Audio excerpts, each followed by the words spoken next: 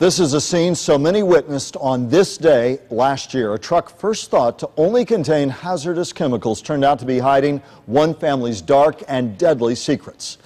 Accusations of murder and child abuse and the death of a little girl, Nubia Barahona. Her body found in the back of that truck after her adoptive father and twin brother were found unconscious, doused in chemicals there. Tonight, 1 year later, this story has reshaped the debate about protecting our children, and the impact of that heartbreaking Valentine's Day remains with Tom Butler, the road ranger who was the first to make the discovery. News Channel 5's Dan Corcoran spoke with him, and he joins us live from that very place with our story. Dan? Well, Michael, Tom Butler was a new employee. He was a road ranger patrolling this interstate right here. He thought he'd be changing tires and filling gas tanks. His perception of his job and of life all changed February 14th, 2011.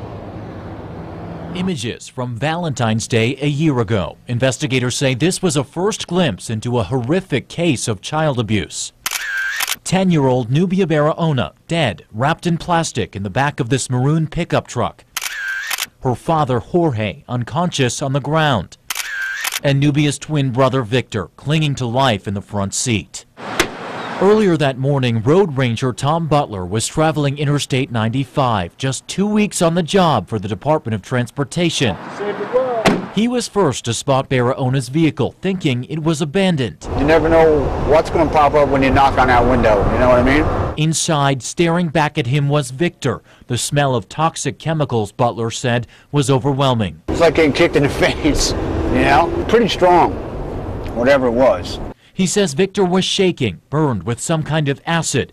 Butler didn't find out until hours later that Nubia was in the same truck, her body also doused with chemicals, investigators say. He still wonders about those critical moments when he arrived. Maybe if I would have looked in the back, maybe I would have been able to help her, you know. But today, Butler patrols the same stretch of 95, never forgetting what he saw, what he felt, who he came face to face with. Usually when I'm going northbound and I go right past that spot, I would just take a glance over there. A year of investigation uncovered horrors that these children may have endured at the hands of their adoptive parents, Jorge and Carmen Barahona. Here we go. Butler believes he was among the first to see those horrors, and he won't ever forget it. I hope nothing but happiness for him. You know, I mean, what he'll take from that day.